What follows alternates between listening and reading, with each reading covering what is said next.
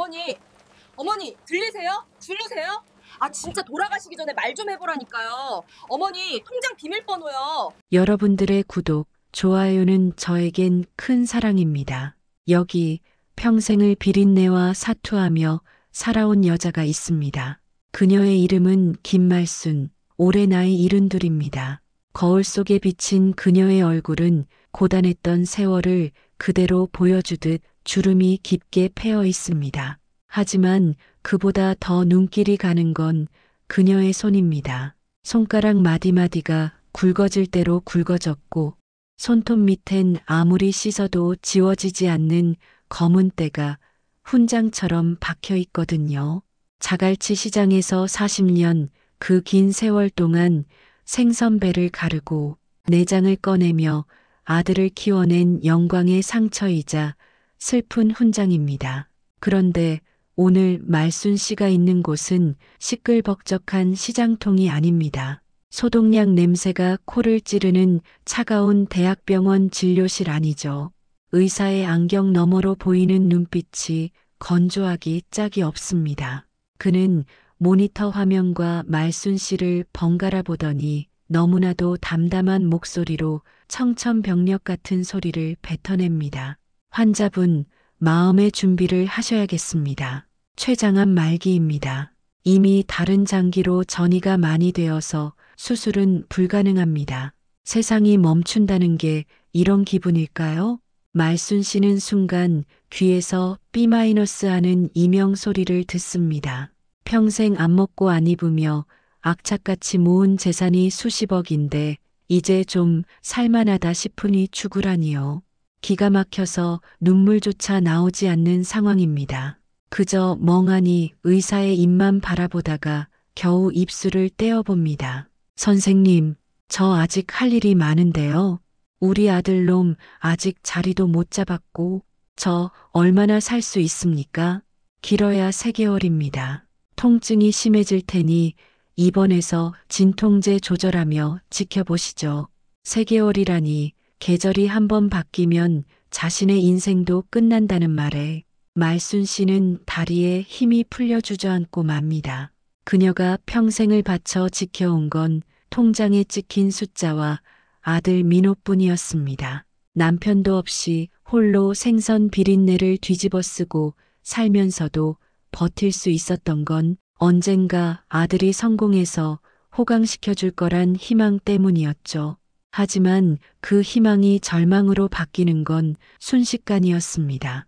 진료실을 나온 말순 씨는 떨리는 손으로 휴대폰을 꺼내 아들에게 전화를 겁니다. 신호음이 한참을 가고 나서야 귀찮은 듯한 목소리가 들려옵니다. 아, 엄마, 왜 또 전화했어? 나 지금 바쁜데. 용건만 간단히 해요. 아들의 목소리에는 걱정이라곤 눈곱만큼도 없습니다. 가슴이 미어지지만 말순 씨는 짐진 목소리를 가다듬습니다. 민호야, 애미가 좀 아프다. 병원에 입원해야 한다는데 너 처하고 같이 좀 와라. 전화를 끊고 병실에 누워 천장을 바라보는 말순 씨의 눈가가 그제야 촉촉해집니다. 지난 40년이 주마등처럼 스쳐 지나갑니다. 새벽 3시에 일어나 얼음장 같은 물에 손을 담그던 날들, 손님들에게 억척스럽게 물건을 팔며 욕을 먹던 날들, 그렇게 모은 돈으로 산 상가 건물이며 예금 통장들이 다 무슨 소용인가 싶어집니다. 1시간쯤 지났을까요? 병실 문이 벌컥 열리며 아들 민호와 며느리 지은이 들어옵니다. 그런데 며느리의 표정이 묘합니다. 슬퍼서 달려온 사람의 얼굴이라기보다는 뭔가 계산기를 두드리는 듯한 눈빛입니다. 지은은 들어오자마자 어머니의 상태를 살피는 대신 병실 내부를 휘이 둘러봅니다. 그리고는 미간을 찌푸리며 입을 엽니다. 어머니, 여기 1인실이에요? 세상에, 하루 입원비가 얼만지 아세요? 아니, 어차피 누워만 계실 건데 굳이 이렇게 비싼 방을 쓰실 필요가 있어요? 말순 씨의 가슴에 서늘한 비수가 꽂힙니다. 시한부 선고를 받은 시어머니 앞에서 돈 걱정부터 하는 며느리라니요. 옆에 서 있는 아들 민호도 별반 다르지 않습니다. 어머니의 손을 잡아주기는커녕 며느리 눈치를 보며 쭈뼛거리고만 있습니다. 여보, 그래도 엄마가 편하게 계시고 싶으시다잖아. 일단 앉아봐.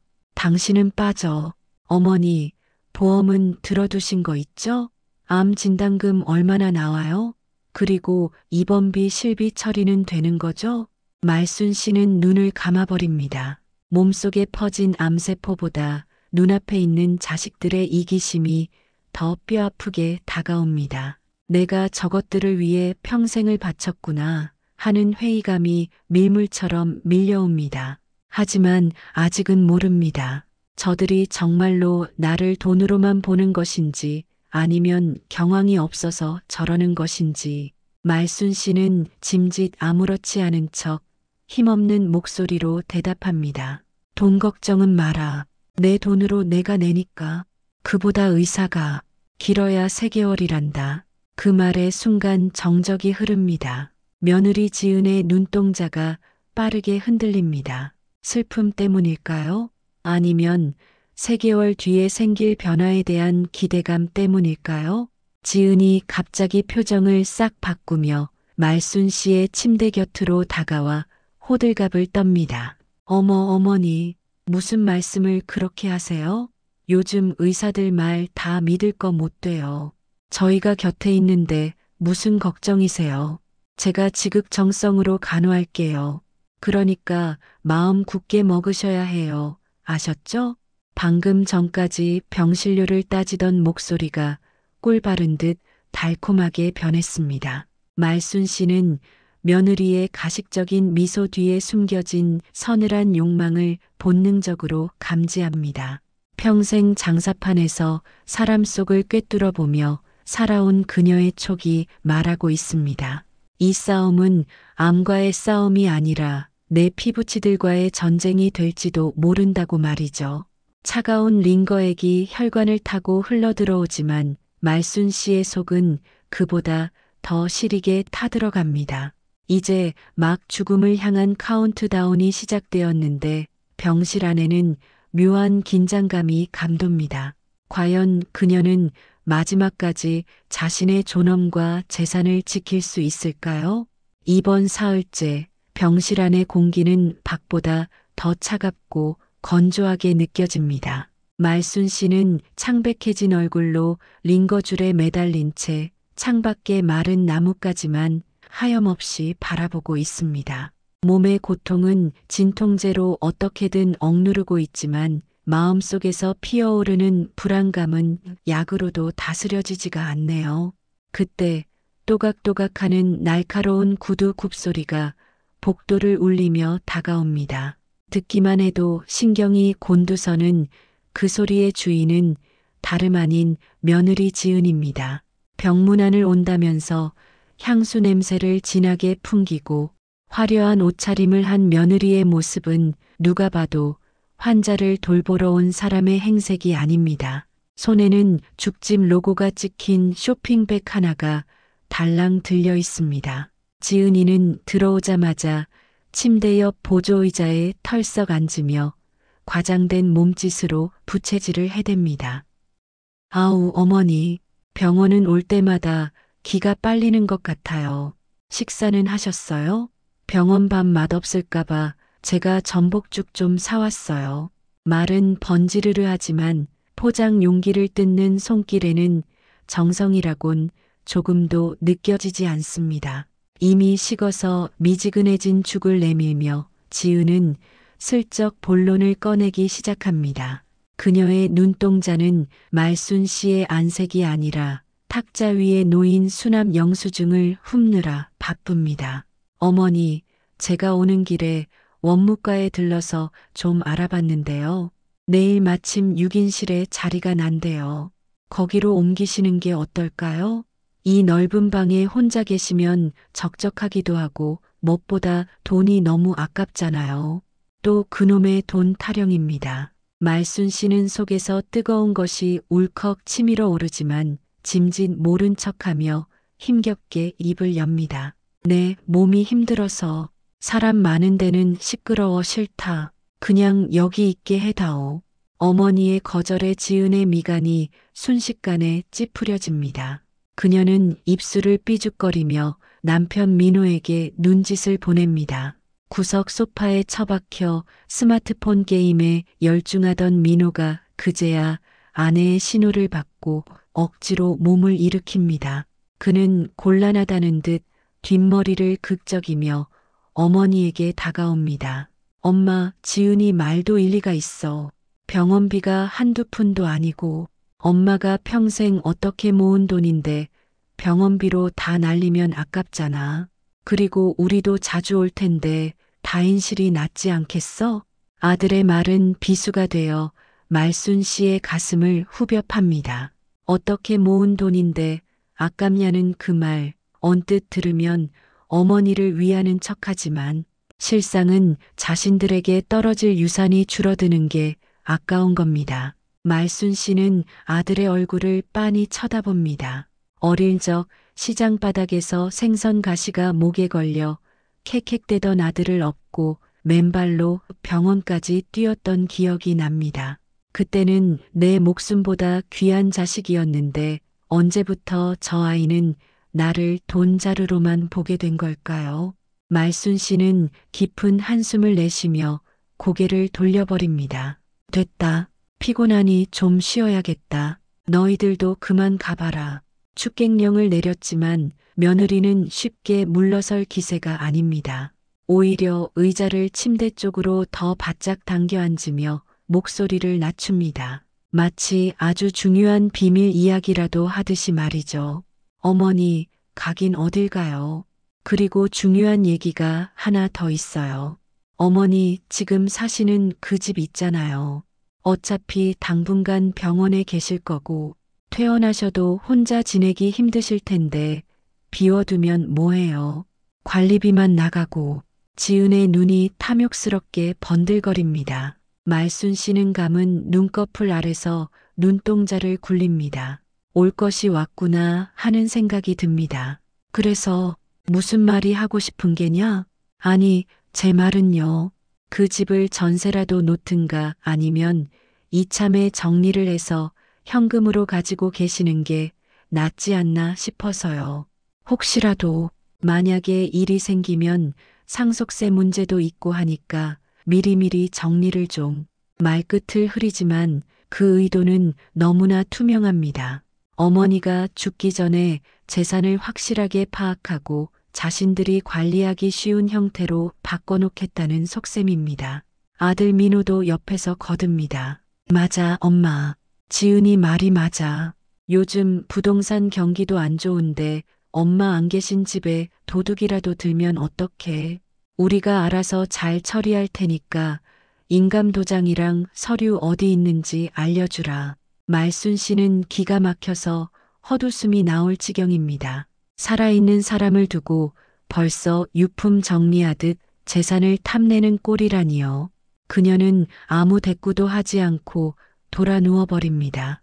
등 뒤에서 며느리의 날카로운 속삭임이 들려옵니다. 아유, 진짜 고집은.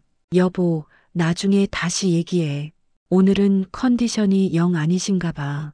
두 사람은 투덜거리며 짐을 챙기는 척 부스럭거립니다. 하지만 그들은 바로 나가지 않습니다. 말순 씨가 잠든 척 숨을 고르게 내쉬자 두 사람의 목소리가 더욱 낮아져 귓가에 맴돕니다. 여보, 어머니 통장에 현금이 꽤 된다며? 그건 확인했어? 아직 비밀번호를 알아야 확인을 하지.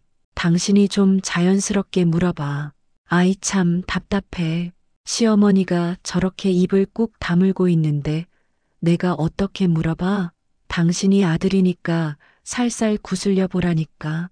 이대로 돌아가시면 상속세 폭탄 맞는단 말이야. 가면이 벗겨지는 순간입니다. 말순 씨는 이불 속에서 주먹을 꽉 쥡니다.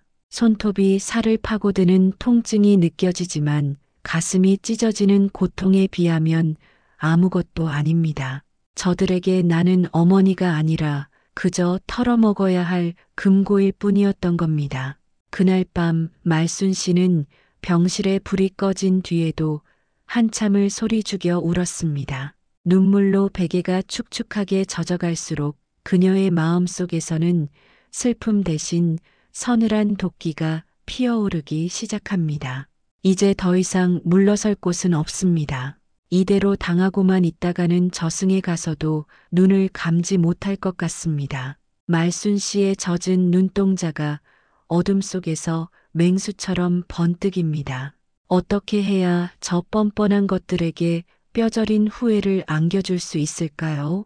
그녀의 머릿속에서 차가운 복수의 시나리오가 싹트기 시작합니다. 병실의 밤은 낮보다 훨씬 길고 무겁게 흐릅니다. 창밖에는 추적추적 겨울비가 내리고 빗방울이 창문을 때리는 소리가 마치 누군가 문을 두드리는 것처럼 스산하게 들려옵니다. 말순 씨는 진통제 기운에 취해 반쯤은 꿈속을 반쯤은 현실을 헤매고 있습니다. 몸은 물먹은 솜처럼 무겁게 침대로 가라앉지만 정신의 한 자락은 본능적으로 깨어있는 상태죠. 아들 민호는 피곤하다며 일찌감치 집으로 돌아갔고 오늘은 며느리 지은이 보호자 침상을 지키고 있습니다. 간호를 하겠다는 명목이었지만 그녀는 밤새도록 스마트폰, 불빛만 얼굴에 비춘 채 쇼핑몰을 뒤적거리고 있었습니다.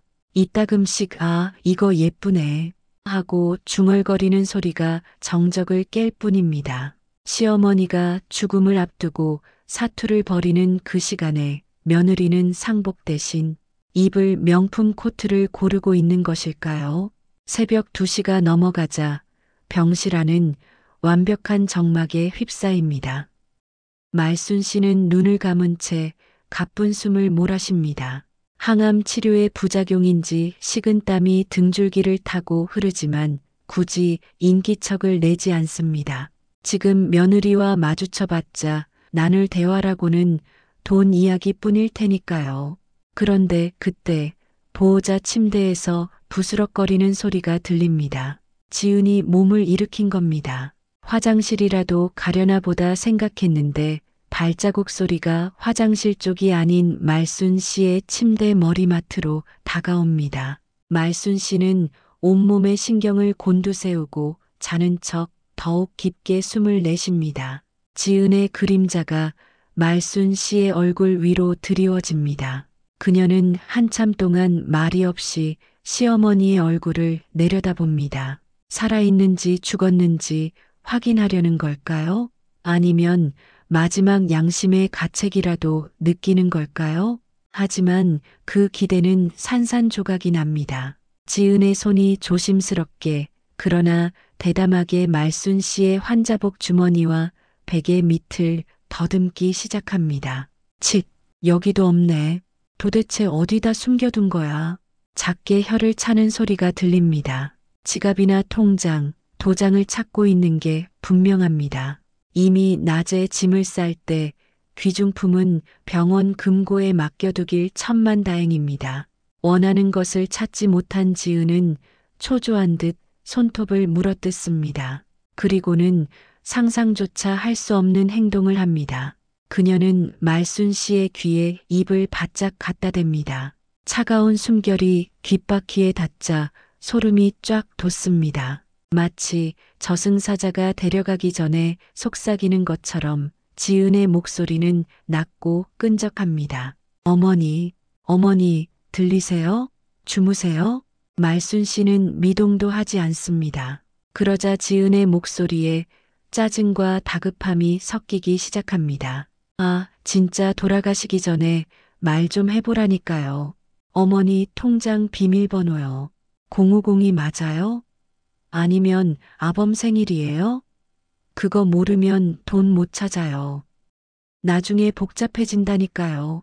이것은 사람이 할 짓이 아닙니다. 숨이 넘어가기 직전인 시어머니의 귀에 대고 걱정의 말 한마디가 아닌 비밀번호를 묻는 며느리라니요.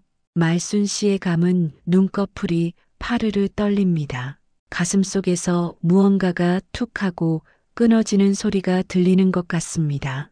그것은 며느리에 대한 마지막 기대였을 수도 있고 아들 가족을 향한 지독한 짝사랑의 끈이었을 수도 있습니다. 지은은 시어머니의 눈꺼풀이 떨리는 것을 보고는 의식이 있다고 판단했는지 더욱 집요하게 몰아붙입니다. 그녀는 말순 씨의 어깨를 살짝 흔들며 재차 속삭입니다. 어머니, 저 지은이에요. 며느리한테만 살짝 알려주세요. 네, 그 돈 가지고 가면 뭐해요? 손주들 학비라도 보태야죠. 비밀번호 4자리만 말해봐요. 응? 손주 학비라는 말에 말순 씨는 헛웃음이 나올 뻔합니다. 제 자식 귀한 줄은 알면서 남의 자식인 시어머니의 목숨은 파리 목숨보다 못하게 여기는 저 이중성. 말순 씨는 이 순간 지은이 인간이 아니라 탐욕의 눈이 먼 괴물로 보입니다. 더 이상 참을 수 없는 분노가 단전에서부터 치솟습니다. 당장 눈을 뜨고 뺨이라도 한 대 후려치고 싶지만 말순 씨는 어금니를 꽉 깨물며 참아냅니다.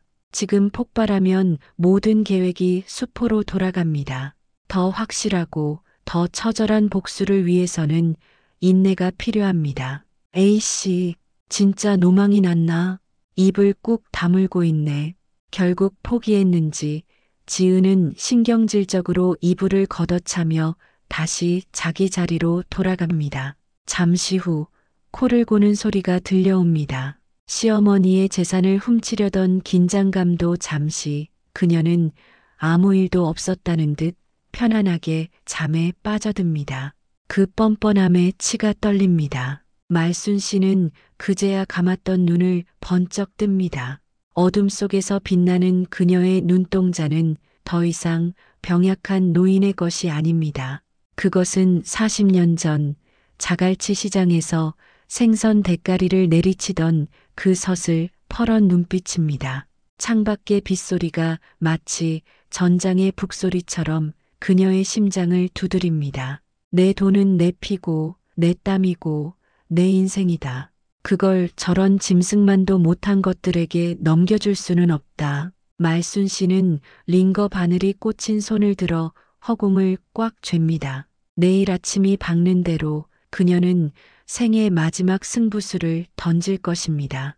이제 자식이라는 이름의 족쇄를 풀고 김말순이라는 이름 석자로 당당하게 심판을 내릴 시간입니다. 어둠 속에서 그녀의 입가에 서늘한 미소가 걸립니다. 폭풍우가 몰아치던 밤이 지나고 거짓말처럼 화창한 아침이 밝았습니다. 병실 창문 너머로 들어오는 햇살은 눈이 부시게 찬란한데 침대 위에 앉은 말순 씨의 표정은 결전의 날을 앞둔 장수처럼 비장하기만 합니다. 며느리 지은은 어머니, 저 옷 좀 갈아입고 올게요. 이따 도련님이랑 같이 올 테니까 푹 쉬고 계세요라며 콧노래를 부르며 나갔습니다. 아마도 시어머니가 밤새 자신이 한 짓을 모른다고 철석같이 믿고 있는 눈치입니다. 병실 문이 닫히고 며느리의 발소리가 멀어지자마자 말순 씨는 침대 옆 호출배를 눌러 간호사를 부릅니다.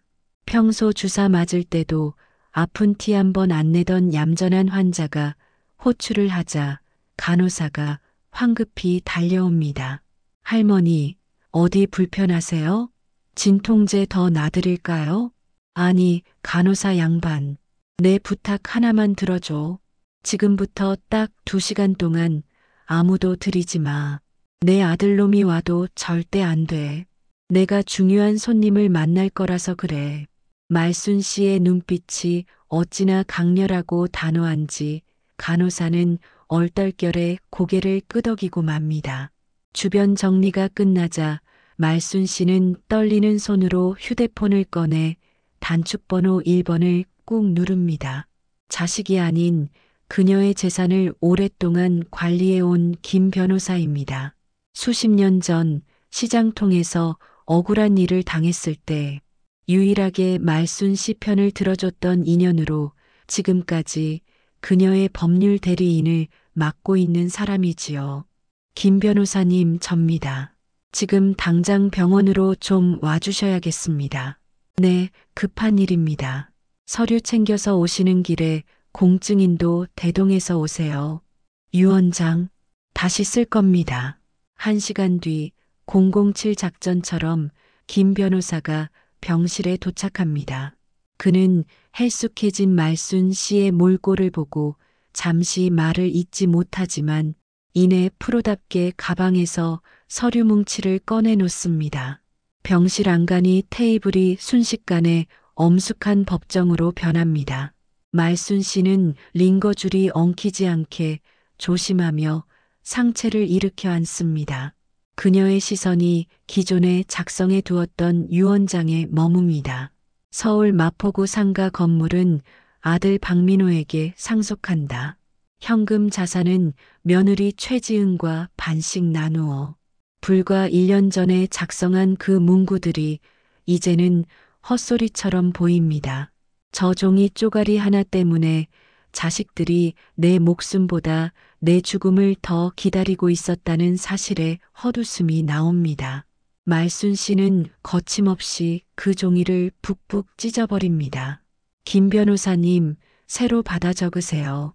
내 명의로 된 상가 건물, 그리고 은행에 있는 예금 전액, 단돈 10원도 남기지 말고 싹 다 기부합니다. 김 변호사의 눈이 휘둥그레집니다. 그는 안경을 고쳤으며 조심스럽게 되묻습니다. 여사님, 전액이라니요? 민호 씨 몫은 조금이라도 남겨두셔야 하지 않겠습니까? 나중에 유류분 반환, 청구 소송이니 뭐니 해서 시끄러워질 수도 있습니다. 소송? 하라고 하세요. 법적으로 줘야 할 최소한의 몫이 있다면 그건 어쩔 수 없겠지.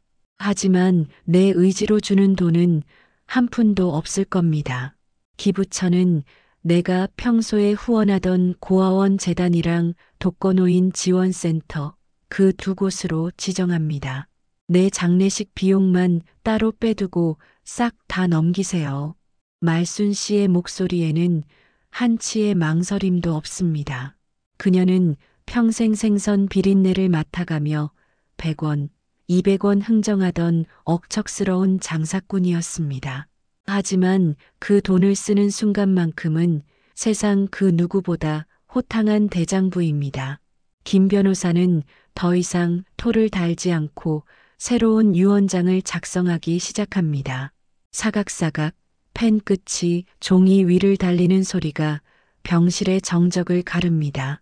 그 소리가 마치 말순 씨의 묵은 체증을 긁어내주는 것 같아 시원하기만 합니다. 이윽고 완성된 서류가 그녀 앞에 놓입니다. 말순 씨는 품속에서 낡은 인감 도장을 꺼냅니다. 손때가 묻어 반질반질해진 붉은 도장. 이 도장 하나로 집도 사고 땅도 사고 아들 대학 등록금도 냈습니다. 이제 그 도장으로 마지막 거래를 하려 합니다. 그녀는 붉은 인주를 듬뿍 묻혀 서류 위에 쾅 하고 내리찍습니다. 선명하게 찍힌 이름 석자, 김, 말, 순. 그 붉은 자국이 마치 그녀가 평생 흘린 피와 땀의 결정체처럼 보입니다. 도장을 찍는 순간 말순 씨는 기이한 해방감을 느낍니다. 아들 뒷바라지라는 무거운 짐을 비로소 내려놓은 기분입니다. 이제 나는 누군가의 어머니가 아니라 나 자신으로 돌아온 것입니다. 변호사님, 이 서류는 공증까지 맞춰서 변호사님이 보관해 주세요. 그리고 내일 아침에 저것들이 다 모이면 그때 공개해 주세요. 아주 화려하게 깜짝 쇼를 해줄 생각이니까. 김 변호사가 깎듯이 인사를 하고 병실을 나갑니다. 다시 혼자가 된 말순 씨는 텅 빈 손을 내려다봅니다. 재산은 사라졌지만 마음은 오히려 깃털처럼 가벼워졌습니다. 곧 있으면 아들과 며느리가 들이닥칠 겁니다. 아마도 밤새 꿈꿨던 강남 아파트와 명품 가방 생각에 싱글벙글 웃으며 들어오겠죠. 그 꼴을 볼 생각을 하니 벌써부터 입꼬리가 올라갑니다. 말순 씨는 침대 시트를 반듯하게 펴고 흐트러진 머리를 정리합니다. 폭풍 전야의 고요함. 그녀는 이제 사냥을 기다리는 맹수처럼 느긋하게 눈을 감고 그들을 기다립니다. 어서 와라, 이것들아. 내 인생 마지막 수업을 시작해야지. 변호사가 다녀가고 1시간쯤 지났을까요? 복도 끝에서부터 왁자지껄한 소음이 밀려오더니 병실 문이 벌컥 열립니다. 아침에 나갔던 아들 내외가 돌아왔는데 두 사람의 몰골이 가관입니다. 점심때가 훌쩍 지난 시간이라 그런지 두 사람 몸에서는 달짝지근하고 기름진 숯불 갈비 냄새가 진동을 합니다. 췌장암 말기인 어머니는 물 한 모금도 제대로 못 넘겨 링거로 연명하고 있는데 자식들은 그새 맛집이라도 찾아가 배를 두드리고 온 모양입니다.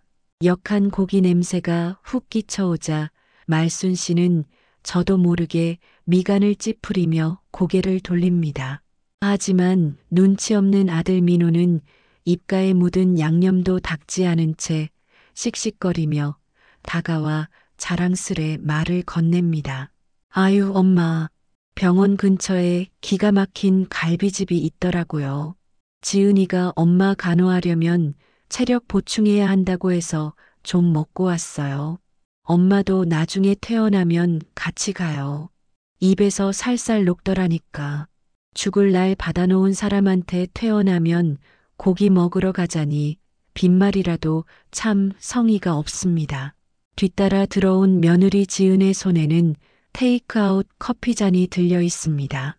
한 손에는 커피, 다른 한 손에는 백화점 쇼핑백이 들려 있네요. 말순 씨의 눈길이 쇼핑백에 머물자 지은은 황급히 등 뒤로 숨기며 어색하게 웃습니다. 아, 이거요? 별거 아니에요. 그냥 어머니 병원복 갈아입으실 때 필요한 속옷이랑 수건 좀 샀어요. 거짓말입니다. 쇼핑백 로고는 명품 브랜드였고 언뜻 보이는 내용물은 화려한 스카프였습니다. 아마도 어머니가 죽고 나면 건물주 사모님 소리 들으며 두르고 다닐 상상을 하며 샀겠지요. 말순 씨는 속이 빤히 들여다 보이는 그 거짓말에 대꾸할 가치조차 느끼지 못해 입을 닫아버립니다.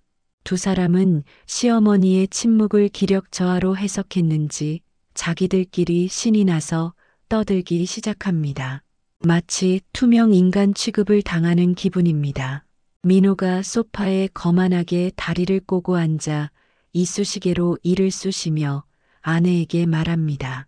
여보, 그 김 사장한테 전화 왔었어. 1층 상가 계약 연장할 거냐고. 내가 뭘 했는지 알아? 조만간 건물주 바뀔 수도 있으니까 기다리쇼 그랬지. 그러니까 쩔쩔매더라고. 역시 건물주가 갑이라니까. 어머, 당신도 참. 아직 어머니 살아계신데 너무 티냈다. 그래도 미리 군기 잡아두는 건 좋지. 참, 2층 미용실은 월세 올린다고 했어? 거긴 장사도 잘 되는데 너무 싸게 있었어. 기가 차서 말이 안 나옵니다. 아직 눈 시퍼렇게 뜨고 살아있는 건물주 앞에서 자기들 마음대로 월세를 올리네. 만에 김칫국을 사발로 들이켜고 있습니다. 말순 씨는 이불 속에서 주먹을 꽉 쥡니다. 저 건물이 어떻게 산 건물인데. 한겨울에 동상 걸린 손 호호 불어가며 10년 된 코트 기워 입어가며 산 건물입니다. 그런데 땀 한 방울 안 흘린 것들이 주인 행세를 하려 드니 억장이 무너집니다. 하지만 말순 씨는 이번에도 참습니다. 지금 화를 내봤자 노인네 노망 취급이나 받을 게 뻔하니까요.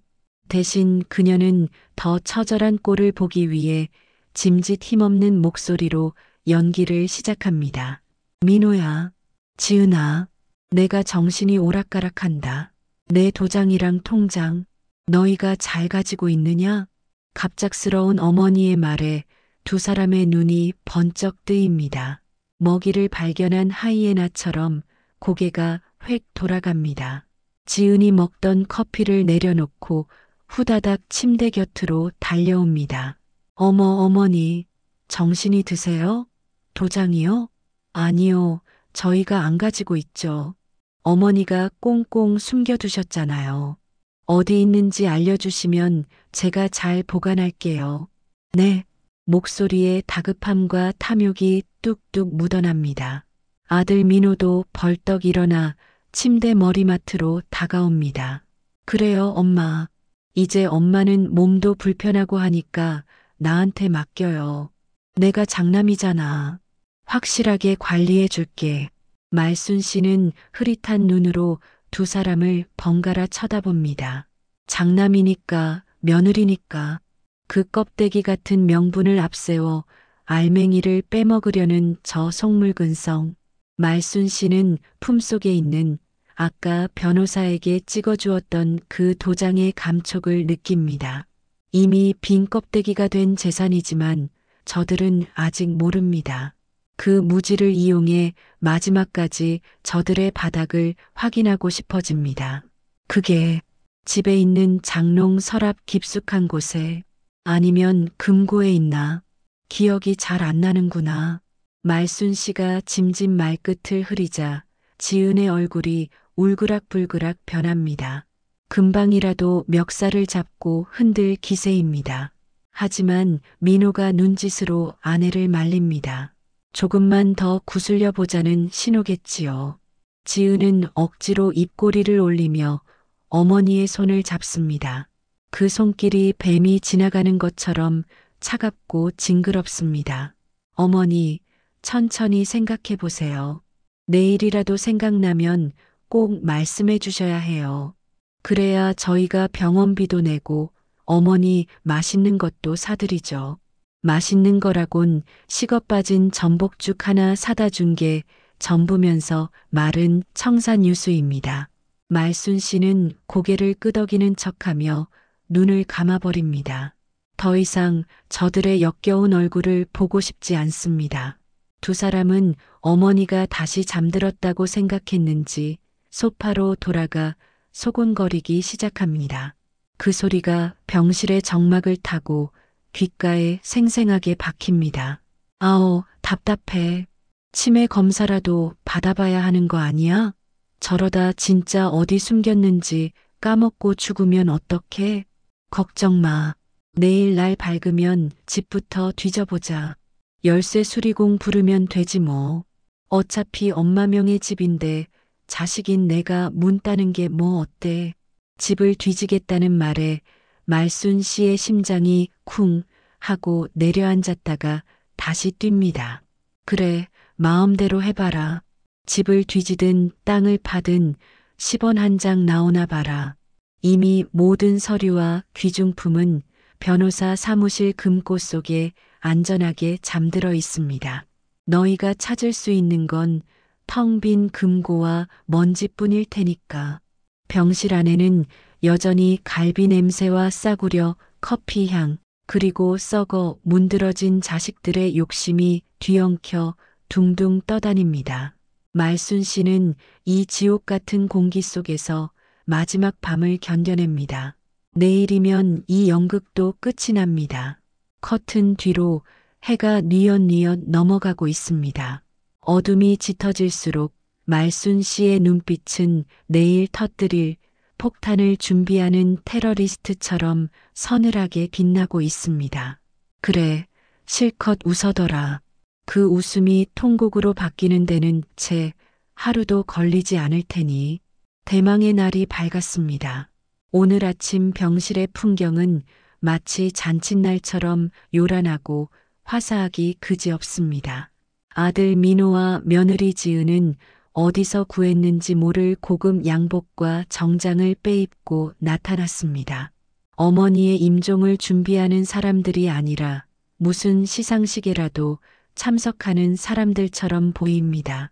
지은의 목에는 어제 백화점에서 샀다는 그 화려한 스카프가 칭칭 감겨 있고 입술에는 붉은 루즈가 번들거립니다.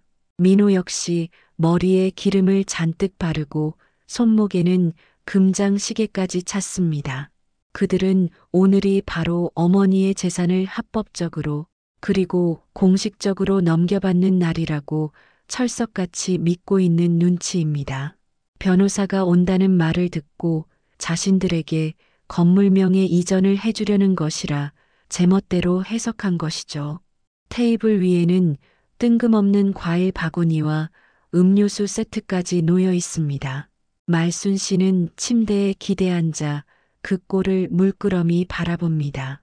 속으로 비웃음이 터져 나오지만 겉으로는 무표정을 유지합니다. 마치 도살장에 끌려가는 줄도 모르고 꼬리를 흔드는 개를 보는 심정이 이럴까요? 어머니, 변호사님 오시면 저희가 알아서 다 얘기할게요. 어머니는 그냥 고개만 끄덕이시면 돼요. 아셨죠? 복잡한 서류 절차는 저희가 전문가니까.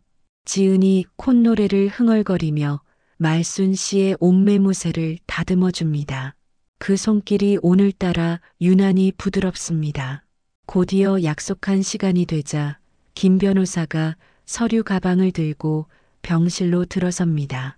그의 뒤에는 정장을 입은 공증인 2명도 함께입니다. 민호가 벌떡 일어나 과장된 몸짓으로 악수를 청합니다. 아이고, 김 변호사님, 오시느라 고생하셨습니다. 서류는 다 준비해 오셨죠? 금형의 이전 신청서랑 뭐 그런 것들요. 김 변호사는 민호의 손을 짧게 잡았다 놓으며 사무적이고 딱딱한 표정으로 대답합니다. 네, 김말순 여사님의 요청에 따라 유언 공증 절차를 진행하러 왔습니다. 자리에 앉아주시죠. 유언 공증이라는 말에 민호와 지은의 눈이 마주칩니다. 명의 이전이 아니라 유언이라는 단어가 살짝 거슬리긴 하지만 어차피 그게 그거라고 생각하는 듯합니다. 오히려 확실하게 못 박아두면 나중에 딴소리 안 나와서 좋다는 표정으로 낄낄거립니다. 모두가 자리에 앉자 병실 안에는 묘한 긴장감이 감돕니다. 김 변호사는 가방에서 두툼한 서류 봉투를 꺼냅니다. 봉투를 뜯는 찌익 소리가 유난히 크게 울려 퍼집니다. 지은은 꿀꺽하고 마른 침을 삼킵니다. 그녀의 시선은 오로지 서류에 적힌 숫자와 글자들을 향해 레이저처럼 꽂히고 있습니다. 김 변호사가 안경을 고쳐 쓰고 목을 가다듬은 뒤 낭독을 시작합니다. 본 유언장은 유언자 김말순의 자유로운 의지에 따라 작성되었으며 공증인 입회하에 법적 효력을 가짐을 밝힙니다. 서론이 길어지자 민호가 다리를 달달 떨며 조바심을 냅니다. 빨리 모든 재산을 아들 박민호에게 상속한다는 문장을 듣고 싶어 안달이 난 겁니다. 첫째, 유언자 소유의 서울 마포구 소재 5층 상가 건물 일체. 드디어 나왔습니다. 민호가 주먹을 불끈 쥐며 환호성을 지를 준비를 합니다. 지은의 입가에도 승리의 미소가 번집니다. 상기 부동산 일체를 사회복지법인 희망나눔재단에 전액 기부한다. 순간 병실 안의 시간이 멈춘 것 같습니다. 민호가 쥐고 있던 주먹이 허공에서 갈 길을 잃고 멈칫합니다. 지은의 입꼬리가 경련을 일으키며 파르르 떨립니다. 잘못 들은 걸까요? 두 사람은 서로의 얼굴을 쳐다보며 눈을 껌뻑거립니다. 기부라는 단어가 그들의 뇌 속에서 처리되지 않고 오류를 일으키고 있습니다. 하지만 김 변호사의 낭독은 자비 없이 계속됩니다. 둘째, 유언자 명의의 은행 예금 및 적금, 주식 등 금융 자산 전액 약 15억 원 상당. 이번에는 확실히 들어야 합니다. 민호가 침을 꿀꺽 삼키며 귀를 쫑긋 세웁니다. 설마 현금까지 기부하진 않았겠지. 건물은 세금 때문에 그렇다 쳐도 현금은 우리 주시겠지 하는 일말의 희망을 품습니다. 상기 금융 자산 전액을 독거노인 지원센터인 사랑의 둥지에 기부한다. 단 장례 절차에 필요한 비용 2천만 원은 제외한다. 낭독이 끝났습니다. 숨막히는 정적이 흐릅니다. 방금 전까지 축제 분위기였던 병실은 순식간에 찬물을 끼얹은 듯 싸늘하게 식어버립니다. 민호의 얼굴에서 핏기가 싹 가시고 지은의 얼굴은 흑빛으로 변해갑니다. 상황 파악이 끝난 지은이 먼저 비명을 지르듯 소리칩니다. 뭐라고요? 기부요? 지금 기부라고 하셨어요? 변호사님, 이거 장난치시는 거죠? 아니면 서류가 잘못된 거 아니에요? 글자를 잘못 읽으신 거잖아요. 지은이 자리를 박차고 일어나 변호사에게 달려들어 서류를 낚아챕니다. 종이가 구겨질세라 덜덜 떨리는 손으로 문구를 확인합니다. 하지만 거기에는 분명히 너무나도 선명한 명조체로 기부라는 네 글자가 박혀 있습니다. 그 옆에는 붉은 인주로 찍힌 시어머니의 도장이 비웃듯 선명하게 찍혀 있고요. 민호 역시 넋이 나간 표정으로 중얼거립니다. 엄마, 이게 무슨 소리야? 기부라니? 그럼 우리는? 나 장남이잖아. 내 몫은? 내 건물은? 두 사람의 시선이 일제히 침대에 앉아 있는 말순 씨에게로 향합니다.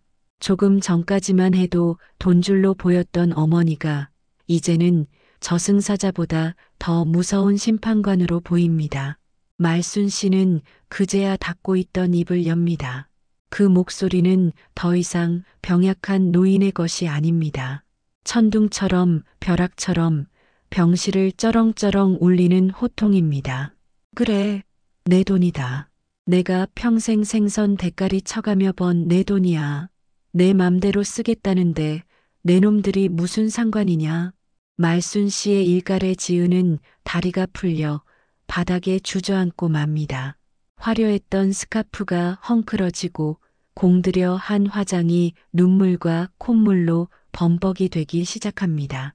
마른 하늘에 날벼락이라는 말은 바로 이럴 때 쓰는 것일 겁니다. 욕망으로 쌓아 올린 모래성이 파도 한 방의 흔적도 없이 사라지는 순간 그 처참한 꼴을 바라보는 말순 씨의 눈에는 통쾌함과 서글픔이 동시에 서려 있습니다. 이제 진짜 쇼는 시작되었습니다. 바닥을 기며 울부짖는 저 탐욕스러운 짐승들을 어떻게 요리할지 말순 씨는 차가운 눈으로 내려다봅니다. 병실 안은 순식간에 아수라장으로 변했습니다. 조금 전까지만 해도 효부 노릇을 하며 어머니의 손을 잡았던 며느리 지은은 이제 악귀처럼 눈을 뒤집고 고래고래 소리를 지릅니다. 그녀에게서 더 이상 교양이나 체면 따위는 찾아볼 수 없습니다. 돈이라는 욕망의 껍데기가 벗겨지자 그 밑에 숨겨져 있던 추악한 본성이 날 것 그대로 드러난 것입니다. 지은은 바닥에 주저앉아 통곡하다가 벌떡 일어나 김 변호사의 멱살을 잡을 듯이 대듭니다. 이건 사기야. 무효라고요. 어머니, 지금 제정신 아니에요. 치매 검사부터 다시 해야 해요. 어떻게 핏줄인 자식을 두고 생판 남한테 전 재산을 줘요? 이게 말이 돼요? 김 변호사는 익숙한 일이라는 듯 눈 하나 깜짝하지 않고 냉정하게 응수합니다. 최지은 씨, 진정하세요. 유언장 작성 당시 의사의 소견서와 정신 감정 결과까지 다 첨부되어 있습니다. 법적으로 아무런 하자가 없으니 소란 피우지 마십시오. 안 그러면 업무방해로 경찰 부르겠습니다. 경찰이라는 말에 지은이 움찔하지만 억울함과 분노는 가라앉지 않습니다. 이번에는 타겟을 받고 침대에 누운 말순 씨에게 달려듭니다. 그녀는 시어머니의 침대 난간을 붙잡고 짐승처럼 울부짖습니다. 어머니, 저한테 어떻게 이러실 수가 있어요?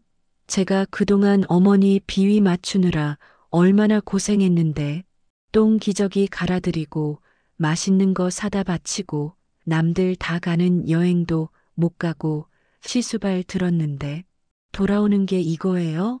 노망이 나도 곱게 나셔야지 이게 무슨 짓이냐고요. 막말이 본물 터지듯 쏟아져 나옵니다. 옆에 있던 아들 민호도 거듭니다.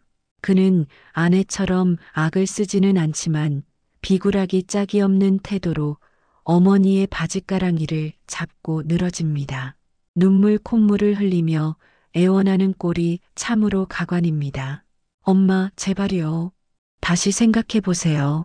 나 엄마 아들이잖아. 하나뿐인 아들 민호라고. 나 이제 어떡해? 김 사장한테 큰 소리도 쳐놨는데 나 거지 되라고? 응? 엄마, 제발 취소해줘. 우리 죽으라는 거 아니면 이럴 순 없어. 자식들의 추태를 바라보는 말순 씨의 눈동자가 차갑게 가라앉습니다. 40년을 키운 자식 농사가 참으로 흉작입니다. 저들은 끝까지 어머니를 걱정하는 것이 아니라 자신들의 미래를 걱정하고 있습니다. 말순 씨는 가슴 깊은 곳에서 끌어올린 단전의 힘으로 입을 엽니다. 목소리는 낮지만 병실의 공기를 찢을 만큼 묵직하고 날카롭습니다. 입 닥쳐라. 너희가 나한테 효도를 했다고? 내 비위를 맞췄다고? 어머니의 서슬퍼런 호통에 두 사람의 입이 딱 다물어집니다. 말순 씨는 떨리는 손가락으로 며느리 지은을 정확하게 가리킵니다. 내년이 엊그젯밤에 뭐라 그랬냐? 내가 잠든 줄 알고 내 귀에 대고 뭐라고 짓거렸어? 비밀번호 내놓으라고 빨리 불고 뒤지라고 하지 않았더냐? 지은의 얼굴이 백지장처럼 하얗게 질립니다. 설마 그 말을 들었을 줄은 꿈에도 몰랐던 것입니다. 눈동자가 팝콘처럼 튀어나올 듯 커지고 입술이 파르르 떨립니다. 말순 씨의 시선이 이번에는 아들 민호에게로 향합니다. 너도 똑같아 이놈아. 애미가 아파 죽겠다는데 1인실 돈 아깝다고 다인실로 옮기자고? 집 비워두기 아까우니 전세 놓자고? 그게 자식이 할 소리냐? 너희는 나를 애미로 본 게 아니라 언제 죽나 기다리는 돈주머니로 본 거야. 말순 씨의 일갈은 그동안 참아왔던 피울음을 토해내는 듯 처절합니다. 팩트 폭격에 맞은 두 사람은 꿀먹은 벙어리가 되어 아무 말도 하지 못합니다. 부끄러움 때문이 아닙니다. 들켰다는 공포와 이제 진짜 돈을 받을 길이 없다는 절망감 때문입니다. 말순 씨는 숨을 헐떡이며 마지막 선고를 내립니다. 당장 내 눈앞에서 꺼져라. 내 장례식장에도 올 필요 없다. 너희 줄 유산은 땡전 한 푼도 없으니 빈손으로 나가서 너희 힘으로 살아보란 말이다. 변호사님, 뭐 하세요? 이 사람들 좀 내쫓아 주세요. 김 변호사가 문 밖을 향해 손짓하자 대기하고 있던 건장한 보안요원 2명이 들어옵니다. 민호와 지은은 반쯤 넋이 나간 상태로 질질 끌려나갑니다. 끌려나가면서도 지은은 악에 받쳐 소리칩니다. 이건 무효야. 내가 가만히 있을 줄 알아? 소송할 거야. 다 내 돈이라고. 복도 밖으로 쫓겨난 두 사람의 목소리가 들려옵니다. 그런데 그 소리가 묘합니다. 어머니를 원망하던 소리가 이제는 서로를 탓하는 싸움 소리로 변해갑니다. 아, 너 때문이잖아. 내가 평소에 얼마나 싹수 없이 했으면 어머니가 이러셔? 내가 좀 잘하라고 했지. 뭐, 웃기지 마. 당신이 옆에서 부추겼잖아. 빨리 재산 정리하자고 한 게 누군데? 그리고 비밀번호 물어보라고 시킨 건 당신 아니야? 이 무능한 인간아. 뭐야? 이 여편네가 돌았나? 우당탕탕 하는 소리와 함께 부부싸움이 벌어진 모양입니다. 돈이 사라지니 사랑도 의리도 순식간에 증발해버린 것입니다. 서로의 탓을 하며 밑바닥을 보이는 그들의 비명소리가 점점 멀어집니다. 병실 안에는 다시 고요가 찾아옵니다. 하지만 이번 고요는 이전의 적막과는 다릅니다. 전쟁이 끝난 폐허 위에 내리는 빗줄기처럼 서글프지만 후련한 평화입니다. 말순 씨는 침대 등받이에 몸을 깊숙이 기댑니다. 온몸의 기운이 다 빠져나가 손가락 하나 까딱할 힘이 없습니다. 하지만 가슴을 짓누르던 돌덩이는 사라졌습니다. 눈가에서 뜨거운 눈물이 주르륵 흘러내려 귓불을 적십니다. 그것은 자식을 잃은 슬픔의 눈물이기도 하고 자신을 되찾은 기쁨의 눈물이기도 합니다. 김 변호사가 다가와 말없이 휴지를 건넵니다. 말순 씨는 휴지를 받아들고 텅 빈 허공을 응시하며 씁쓸하게 미소 짓습니다. 변호사 양반, 자식 농사 참 맵다 매워. 소란이 휩쓸고 지나간 병실에는 다시금 무거운 고요가 찾아왔습니다. 하지만 며칠 전에 그 숨막히던 정막과는 결이 다릅니다. 마치 긴 장마가 끝나고 난 뒤 구름 사이로 햇살이 비치는 듯한 평온함이 감돌고 있습니다. 말순 씨는 침대 헤드에 몸을 기댄 채 창밖을 바라봅니다. 겨울나무 가지 끝에 매달린 마지막 잎새 하나가 위태롭게 흔들리고 있습니다. 자신의 처지와 꼭 닮았다는 생각에 씁쓸한 미소가 번지지만 두렵지는 않습니다.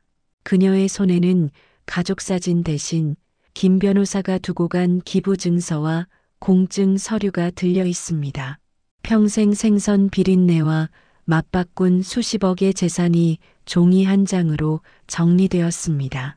허무할 법도 한데 말순 씨는 오히려 가슴속이 꽉 차오르는 벅찬 감동을 느낍니다. 이 돈이 술과 도박, 사치에 빠진 자식들의 유흥비로 탕진되는 대신 밥 굶는 아이들과 의지할 곳 없는 노인들의 뜨끈한 국밥이 된다고 생각하니 밥을 안 먹어도 배가 부른 것 같습니다. 어머니, 괜찮으세요? 죽이라도 조금 더 드시겠어요? 간호사가 들어와 걱정스레 묻습니다. 말순 씨는 고개를 가로저으며 손짓으로 물을 달라고 합니다. 목이 타는 갈증은 물로는 채워지지 않습니다. 그녀는 문득 자갈치 시장의 짭조름한 바다 냄새가 그립습니다. 젊은 날 아들을 업고 시장통을 누비던 그 치열했던 시절이 주마등처럼 스쳐 지나갑니다. 비록 몸은 고달팠지만 그때는 희망이라는 게 있었습니다. 내 새끼 입에 밥 들어가는 것만 봐도 행복했던 시절이었죠. 어쩌다 이렇게 되어버렸을까요?